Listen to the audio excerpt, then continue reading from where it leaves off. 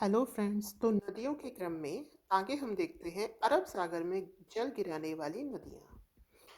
तो अरब सागर में जल गिराने वाली नदियों में एक क्वेश्चन तो ये ही बन जाता है कि इनमें से कौन सी नदी खंबात की खाड़ी में जल गिराती है या कौन सी नदी कच्छ की खाड़ी में जल गिराती है। तो भाई ये भी इम्पोर्टेंट है, ज़रा इसको भी ध्यान रखना। चलिए, अरब सागर में जल गिराने वाली नदी तो लेते हैं सबसे पहले लूनी नदी। ठीक है, चलिए लूनी। तो लूनी का जो उद्गम है वो है अजमेर की नाग पहाड़ी। फिर ये जाएगी आपकी जोधपुर, पाली, बाड़मेर, जालोर। ठीक है, ऐसे कर कर फिर ये आपकी कहाँ जाएगी लूनी नदी? कच्छ के रन में, है ना। अच्छा, अब लूनी के लिए खास बात है कि बालोतरा तक इसका जो जल है वो मीठा है। ठीक है, बाद में इस पर बाद में इसका जल कैसा हो जाता है? खारा। इसकी सहायक नदियां देखते हैं। इसकी सहायक नदियां हैं लीलड़ी, रीड़ी आएगा, देखो सब में ई की मात्रा आएगी इसकी सहायक नदियों में। लीलड़ी, मीठड़ी, जवाई, सूखड़ी, बांडी, सागी। जोजड़ी जो है वो इसके दाएं सिरे से मिलती है। ठीक है। अच्छा, अब हम जरा इसे मैप में देखते हैं और डिटेल में एक्सप्लेन करते हैं। देखिए, यहाँ अजमेर की नाग पहाड़ी से उद्गम हो गया। अजमेर की नाग पहाड़ी से उद्गम हो गया है। देखिए, ये यहाँ ये थोड़ा सा इधर नागौर में वह घूम गई, इस तरीके से नागौर आ गया। अजमेर से निकली, हल्का सा नागौर में गई। ठीक है, फिर ये इधर मुड़ गई, ये आपका जोधपुर आ गया। ठीक है, फिर ये जोधपुर, बाड़मेर। ठीक है, जोधपुर और ये आपका बाड़मेर और फिर ये आखिर में जालोर और ये इधर आ गई कच्छ के रन में। अब इसकी सहायक नदियाँ देख लो। अजमेर से उद्गम ये नागौर, जोधपुर। ठीक है, नागौर, जोधपुर, फिर बाद में आपका ये बाड़मेर और फिर जालोर और फिर ये आखिर में कच्छ का रण में आ गई, ये कच्छ का रण। और देखिए, एकमात्र मैंने कहा था दाईं तरफ से, मैंने क्या बताया था कि नदी के प्रवाह की दिशा में अगर हम चेहरा करें तो फिर उसके जो सीधे हाथ पर पड़े वो तो दाईं तरफ से मिलने वाली और ये बाईं तरफ से। तो दाईं तरफ से एक ही नदी मिल रही है, कौन सी? जोजड़ी नदी। जोजड़ी नदी। ठीक है। अच्छा, और इसका जो उद्गम है ना, ठीक है, ये इसका जो उद्गम है वो पहाड़ी से नहीं होता। क्यों नहीं होता? क्योंकि इधर ही तो है अरावली की पहाड़ी, ये तो इधर पड़ रही है। ये सबका पहाड़ी से उद्गम हो रहा है, इसका नहीं हो रहा है, ये बात ध्यान रखना। अब ये देखिए, ये है मीठड़ी। सबसे पहले मीठा खिला दो तो मीठड़ी को। ठीक है, मीठा खाकर शुगर से सूख गई तो सूखड़ी। मीठा खिलाया, ज़्यादा मीठा खिला दिया, शुगर से सूख गई तो सूखड़ी नदी। तो मीठड़ी सूखड़ी नदी देसूरी पाली के पास से निकलती है। ठीक है, तो फिर आगे कौन सी है? जवाई। मीठा खिला के सुखा दिया जवाई को, मीठा खिला के सुखा दिया जवाई को। ठीक है, अब शादी कैसे होगी? पहले ही सुखा दिया तो सागी। मीठड़ी, सूखड़ी, जवाई, सागी। ठीक है, तो फिर ये है अगला आपका गोरिया गांव। ये कौन सा है? गोरिया गांव। ठीक है, ये कौन सा है? गोरिया गांव की, गोरिया गांव से ये जवाई नदी निकलती है। ये है आपकी सागी नदी जो कि कहाँ? जालोर के जसवंतपुरा की पहाड़ी से निकलती है। दोबारा देख लीजिए, मीठड़ी, सूखड़ी, जवाई, सागी। ये है आपकी कौन सी नदी? लूनी नदी। अजमेर के नाग पहाड़ से यहाँ अजमेर से निकल कर के नागौर, फिर बाद में जोधपुर, फिर बाद में बाड़मेर, फिर इधर जालोर, फिर कच्छ के रन में। याद रखिएगा, कच्छ के रन में जल गिराती है। दाई तरफ से मिलने वाली एकमात्र नदी है जोजड़ी। ठीक, अब आगे चलते हैं। आगे है माही। माही निकलती है, इसका उद्गम है मध्य प्रदेश, महू की पहाड़ी। मध्य प्रदेश, महू की पहाड़ी। इसका जो प्रवेश है वो राजस्थान में कहाँ होता है? बांसवाड़ा में।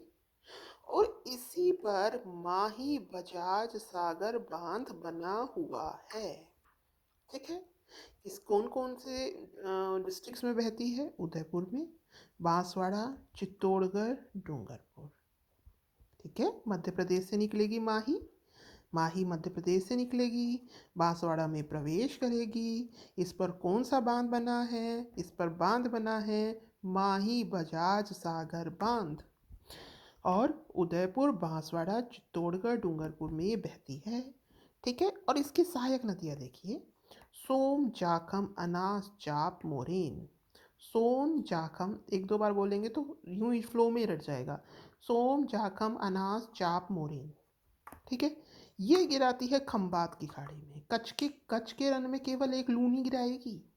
खंबात की खाड़ी में आपकी माही भी गिराएगी और साबरमती भी गिराएगी। तो अब जरा माही को भी हम देख लेते हैं मैप में। एक मिनट बस। ये देखिए, ये माही का उद्गम क्षेत्र। ठीक है। मध्य प्रदेश के बेहद झील से ये निकली। इसे आदिवासियों की गंगा भी कहते हैं। माही को क्या कहते हैं? आदिवासियों की गंगा भी कहा जाता है। बांगड़ की गंगा, ये क्षेत्र बांगड़ वांगड़ क्षेत्र कहलाता है। कांठल की गंगा, दक्षिणी राजस्थान की स्वर्ण रेखा। क्या है ये? दक्षिणी राजस्थान की स्वर्ण रेखा, वांगड़ और कांठल की गंगा। ठीक है। और इसके अलावा देखिए यहाँ पर कौन सी रेखा गुजरती है? कर्क रेखा। तो ये एक बार तो सीधी गई, फिर दोबारा लौट कर आई, तो इसने कर्क रेखा को 2 बार काट दिया। ठीक है। इस नदी पर एक त्रिवेणी संगम है, बेणेश्वर, ये आपने खूब जानते होंगे, जो कि कहाँ स्थित है? डूंगरपुर में। कहाँ स्थित है? डूंगरपुर में। ठीक है। जिसमें कौन कौन सी नदी मिलती है? ये माही, तो ये देखिए ये रहा, ये इधर है बेणेश्वर धाम, ये रही माही, ये रही सोम, ये रही जाखम। ठीक। तो ये आपकी मध्य प्रदेश से आई माही नदी। सोम नदी ऋषभदेव के ये बीछामेड़ी पहाड़ी से निकलेगी सोम नदी। ये कौन सा है? उदयपुर, तो ये उदयपुर से निकलेगी। जाखम, जाखम नदी कहाँ से निकल रही है? प्रतापगढ़ से। ठीक है ना। प्रतापगढ़ से कौन सी निकल रही है? जाखम नदी। ठीक है। छोटी सादड़ी से प्रतापगढ़ से, प्रतापगढ़ से जाखम। सोम कहाँ से? उदयपुर से। और ये माही नदी मध्य प्रदेश से, बांगड़ और कांठल की गंगा कहते हैं। इस पर यहाँ त्रिवेणी संगम स्थित है। यहाँ कहाँ पर? बेणेश्वर में। और ये कर्क रेखा को 2 बार काटती है। ये हो गई आपकी कौन सी नदी? ये हो गई आपकी माही नदी। और ये जल कहाँ गिराएगी? ये जल गिराएगी, यहाँ क्या है? खंबात की खाड़ी। वहाँ क्या थी? कच्छ की खाड़ी। इधर क्या है? खंबात की खाड़ी। तो खंबात की खाड़ी में जल गिराती है। अगली है आपकी साबरमती नदी। कौन सी है अगली? साबरमती नदी। तो साबरमती नदी के लिए ज़्यादा कुछ नहीं है।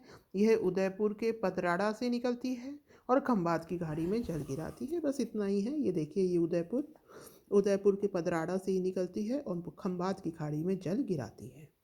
तो ये हो गई आपकी अरब सागर में जल गिराने वाली नदियाँ, जो कि 17% जल, मतलब टोटल का 17% कवर करती है। आगे हैं अंतः प्रवाह की नदियाँ, जो 60% कवर करती हैं। तो देख लीजिए, थोड़ा सा ही है। कांतली नदी, सीकर, खंडेला की पहाड़ी। ये मैं आपको मैप्स में ही दिखा देती हूँ, ज़्यादा सही रहेगा। ये देखिए, ये रही आपकी साबी नदी। सबसे पहले साबी नदी ये कहाँ से निकल रही है? देखिए, जयपुर से। ठीक है। ये उद्गम है सेवर की पहाड़ी और ये आगे हरियाणा तक जाती है। ये अलवर जिले की सबसे बड़ी नदी है। कौन सी? साबी। अब यहाँ पर ये अपनी वही जो घग्गर नदी है अंतः प्रवाह की, है ना, जिसका जल अब सूख गया है, थोड़े टाइम के लिए आती है। ये टिब्बी नामक तहसील में एंटर करती है, शिवालिक की पहाड़ियों से निकलती है। इसका बहाव क्षेत्र नाली है, तो ये अंतः प्रवाह के अंतर्गत ही आती है। ये हो गई आपकी कौन सी? ये हो गई साबी नदी। फिर बाद में है रूपनगढ़, जो कि कहाँ से निकलती है? अजमेर से। सलेमाबाद किशनगढ़ से इसका उद्गम होता है। और कहाँ पर जल गिराती है? सांभर झील में। कहाँ गिराती है? सांभर झील में। तो ये रूपनगढ़ नदी है, नाम याद रखिएगा, रूपनगढ़। फिर बाद में है आपकी कांकणी नदी। कौन सी नदी? कांकणी। इसे कांकने या मसूरदी नदी भी कहते हैं। कांकणी, काकने या मसूरदी नदी। ठीक है। ये कहाँ है? ये जैसलमेर में है। इसके ऊपर बुच झील का भी निर्माण हुआ। किस पर? कांकने नदी पर।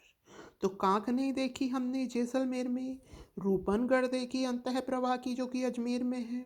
साबी नदी देखिए जिसका उद्गम जयपुर से हुआ था। घग्घर नदी देखिए जिसका जो प्रवाह क्षेत्र है वो नाली कहलाता है। ये रही आपकी कांतली नदी, इसका उद्गम ये कहाँ से, ये पूर्ण बहाव की दृष्टि से आंतरिक प्रवाह की सबसे लंबी नदी है। ये आंतरिक प्रवाह की सबसे लंबी नदी है, ठीक है ना। इसी के किनारे ही गणेश्वर सभ्यता विकसित हुई नीम का थाना में के पास में। और झुंझुनू को दो भागों में देखिए, ये झुंझुनू है, ये उसको ये दो भागों में विभाजित कर रही है। कौन सी? कांतली नदी। उद्गम कहाँ है? खंडेला की पहाड़ी, रेवासा में। अगली है मेंथा नदी, जयपुर से ही, ठीक है। यहाँ जयपुर से ये सांभर में देखिए विलुप्त हो जाती है, सांभर झील में गिराती है। और किसने जल गिराया था? आपका रूपनगढ़ नदी ने गिराया था। और ये किसने गिराया? मेंथा नदी ने गिराया। मेंथा नदी, रूपनगढ़ नदी, हमने पीछे देखा था ना नाम कुछ। ये है रूपा रैल। ये कौन सी है? रूपा रैल। ये कहाँ पर उद्गम हो रहा है? अलवर में। जो रूपा है उसका उद्गम कहाँ से हो रहा है? रूपा रैल का उदयनाथ की पहाड़ी से, अलवर से। और ये कहाँ विलुप्त हो रही है? भरतपुर में। कहाँ विलुप्त हो रही है? भरतपुर में। दोबारा देखिए, ये है आपकी कौन सी नदी? ये है आपकी कांतली नदी। उद्गम कहाँ से हो रहा है? रेवासा से, सीकर में। और ये झुंझुनू को दो पार्ट में डिवाइड करती है और चूरू की सीमा पर आते आते विलुप्त हो जाती है। ये है आपकी मेंथा नदी। मेंथा नदी भी सांभर झील में जल गिराएगी। इसका उद्गम कहाँ होता है? इसका उद्गम जयपुर से होता है, मनोहरपुर से होता है। और ये सांभर झील में जल गिराती है। अगली है आपकी कौन सी नदी है? अगली ये आपकी नदी है रूपा रैल। इसका उद्गम कहाँ से हुआ था? थानागाजी, अलवर से। और ये कहाँ पर अपना जल गिराती है? इसका अंत कहाँ, मतलब ये कहाँ विलुप्त हो जाती है? भरतपुर में। रूपा रैल, अलवर। तो ये नदियाँ आपको समझ में आई होंगी। और एक चीज़ और, नदियों पर कुछ जलप्रपात बने हैं, ये और देख लेते हैं। हाँ, ये देखिए, सांभर लेक में 4 नदियाँ जल गिराती हैं। मेंथा, रूपनगढ़ अभी देखा, खारी और खंडेला, ठीक है। मेंथा, रूपनगढ़, खारी, खंडेला, याद रखिएगा। खारी, खंडेला। तो ये तो अंतः प्रवाह की होगी। मेंथा, ये मेंथा है। रूपनगढ़, खारी, खंडेला, ये 4 नदियां सांभर लेक में अपना जल गिराती हैं। मेंथा, रूपनगढ़, खारी, खंडेला।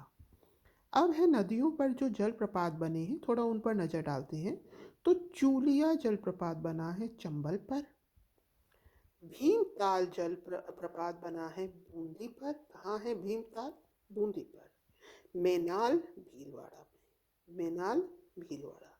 चूलिया चंबल, भीमताल बूंदी, और मेनाल भीलवाड़ा। दोबारा देखिए, सांभर लेक में कौन सी 4 नदियां हैं? मेंथा, रूपनगढ़, खारी, खंडेला। बाणगंगा नदी बताई थी क्या मैंने? ये जयपुर से उद्गम होता है इसका, बाणगंगा का। तो ये हो गई आपकी नदियाँ। चूलिया चंबल पर है जलप्रपात, भीमताल है बूंदी पे, मेनाल है भीलवाड़ा पे। तो ये नदियाँ मैंने कंप्लीट करा दी हैं। किसी को कोई प्रॉब्लम हो तो कमेंट कीजिएगा। Thank you, have a nice day.